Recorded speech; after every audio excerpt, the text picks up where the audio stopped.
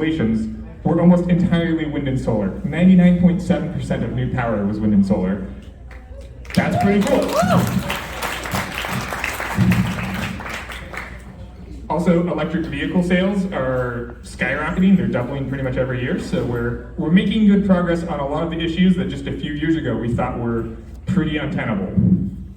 And the money's catching on. Big investors like pension funds are starting to divest from fossil fuels. And where the money goes, the market follows. So there's starting to be a lot of really good business incentives to do the right thing with climate change and clean energy.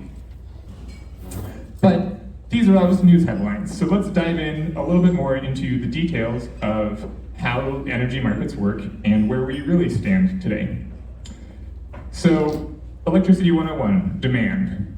Electricity is a really weird market because demand varies a lot, all the time, constantly, and you have to meet it every second. If you don't meet it, then your light switch doesn't turn on. And so it's really tricky because it varies not just by time of day, but also by season. And so there's a 2x difference this is a graph from Pennsylvania, and there's a 2x difference in the amount of electricity we as consumers demand between a spring at night and a summer afternoon. So it's just really hard as an electricity company to plan around such large differences all the time.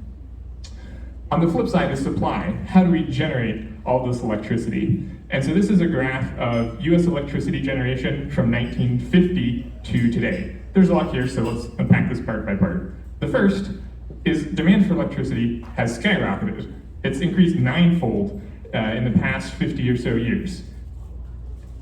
Yeah, we use a lot more electricity than we used to. The second is coal is declining really fast, like really fast. And they're actually starting to shut down coal power plants before they need to because they're so unprofitable to run. So that's awesome. Unfortunately, most of the capacity gap is being taken up by natural gas, which is, yes, cleaner than coal, much cleaner. You aren't going to get black lung from it, but it still emits about half of the carbon dioxide of coal. So it's not really going to get us to a net zero carbon future. So this presents us with some challenges as well as some opportunities. So let's dive into those. The first, as you might have suspected, is that wind and solar are not very reliable and not very consistent. So the first one is a graph of wind power by time of day. It's just all over the place. The wind blows when it wants to and doesn't when it doesn't. The second is a graph of solar power. On a sunny day, you get this nice little curve as the sun goes up and down. But if there's clouds or rain, it's not guaranteed that your panels will actually produce. And all of this is compounded by the fact that people want electricity when they want electricity. When they come home after work, their lights better turn on. So it's a bit challenging. You couldn't really build a grid just off wind and solar directly, otherwise you wouldn't really have power. So one of the opportunities here that's already starting to happen is energy storage. So this is a graph of the price of electricity by time of day in the Midwest. And over the past few years, they've been installing a lot of wind power and solar power. And what we see is that during the day, the price for electricity sometimes actually becomes negative. You can actually get paid to consume electricity because renewables are producing too much power. But then, just 2 hours later, once the sun is set, the prices skyrocket because everyone wants their power, but the solar panels aren't producing. And so if you're economically or business minded, you might be like, oh, arbitrage opportunity, yep. So Tesla, the thing I work on at Tesla is the Megapack battery, which are these huge city-scale batteries. And we installed one in Australia a few years ago. It has already paid for itself in just 2 years because they are arbitraging this huge price difference. So where there's money, the market will follow. The demand for these Megapacks is insane, and everyone wants to get in on this opportunity for energy storage. But this is not the only way to solve renewable energy being inconsistent. Another is long-distance transmission lines. So the US is basically broken up into 3 pretty independent electricity grids. There's the western side, the eastern side, and then Texas. But Yeah, they kind of have that power outage coming a little bit. But this leaves a lot on the table in terms of what you can do with renewables. So there's a 3-hour difference between the West and East Coast, which means it's still sunny on the West Coast when everyone on the East Coast wants to turn their lights on after work. And so in theory, if you just had one really big power line, you could just pipe all of that over to New York City. It would work. China's doing this with wind power that they installed on the western side of their mountainous region. And in fact, the Midwest of the US is super windy. Like we saw with that graph earlier, they will actually pay you to use wind power sometimes. And so if we could pipe that to our coastal cities, we wouldn't need as many natural gas and coal power plants. So that's another cool opportunity to solve their intermittent nature. But that's not the only challenge. Another challenge is that demand for electricity is still growing. In fact, it's predicted to pretty much double in the next 30 years. That's crazy. And it's going to be across sectors as well, transportation, industrial, residential.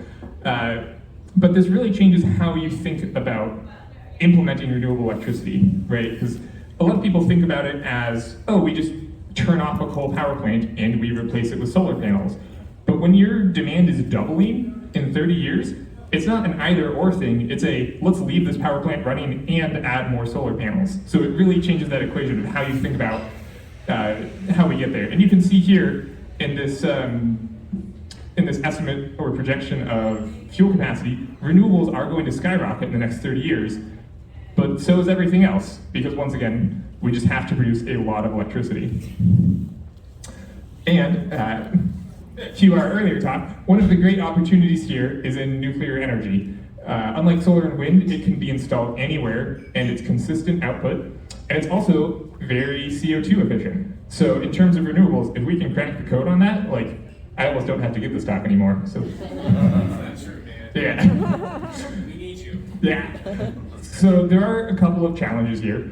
One is that it takes a very long time to build a nuclear power plant, seven or more years, versus solar and wind that you can put together very large plants in under a year. The other challenge is willingness to build. And I was trying to find the right wording for this.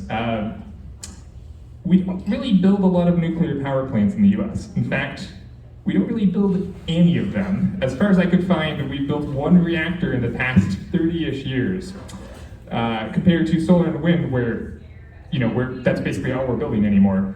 And I think that speaks to both political and technical challenges that we'll get into a little bit. But it doesn't have to be that way. Other countries, like France, are predominantly nuclear. They've built a lot of reactors, and France is about 70% nuclear powered right now. So this is clearly, it's not infeasible. There's just something about France versus the US that's just not making it work.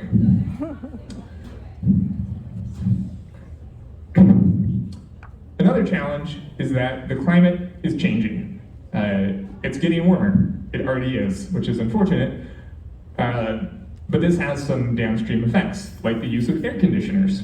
Between the climate getting warmer and developing nations growing in wealth, the use of air conditioners is expected to triple or more in the next 30 years. And they consume a lot of power. And also, they consume a lot of power at the worst possible times, which is to say on that hot summer afternoon when every building in the world turns on their air conditioner. So one of the opportunities here is what's known as a time of use rate, where your utility can charge you different amounts of different costs for electricity depending on the time of day. And so it's cheap at night when no one's using it, and then right in the afternoon when everyone's turning on their air conditioner, it's a little bit more expensive. It's a nice little market incentive to be more conscious. Maybe you still turn on your air conditioner, but you don't also charge your electric vehicle when the grid is under a lot of strain. And in fact, this is done pretty successfully in a few places in these blue states. So we know it works. It's just a political will, getting it allowed, getting it in common usage. So another challenge here is that infrastructure takes time. Like we were talking about with nuclear, it can take 7, even 10 years to build a single power plant, 4 to 7 years to build a hydropower plant, and the long distance transmission lines we were talking about, they actually aren't currently possible in the US due to the amount of time they take, due to the amount of bureaucracy. Which brings me to the opportunity here, which is to stop NIMBYs. So if you aren't familiar with this acronym, it's basically someone who says, you can do X, you can build a landfill or a nuclear power plant, just not in my backyard. And this is like the great tragedy of America. We have become so mired in bureaucracy that it's impossible to do things like build nuclear power plants anymore. But we as individuals can call people out who stop great climate change solutions for petty reasons. Two examples of this are, one, homeowners associations love to prevent people from installing solar panels for purely aesthetic reasons. Mind-boggling, really. And the other one is, when building a cross-country power line, you would have to get the approval of every individual property owner. Imagine trying to do that across several thousand miles. Like, sometimes you should just be able to do the right thing and not have to deal with, like, the old white guy. And this brings me to my final opportunity here, is putting a price on carbon. And so I've studied this field for many years, and I think this is really the single most powerful thing that we can do to help promote clean energy. And one of the reasons there is that it is a market incentive. You know, it creates like good business value to do the right thing, rather than picking winners. You know, rather than subsidizing a single technology like electric vehicles or solar panels, you just say, whatever you do that reduces carbon, like, you'll make money from it.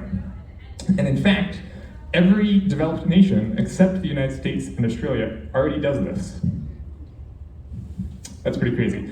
And so I've been volunteering with the Citizens Climate Lobby, which has been pushing for this specific policy for over 20 years.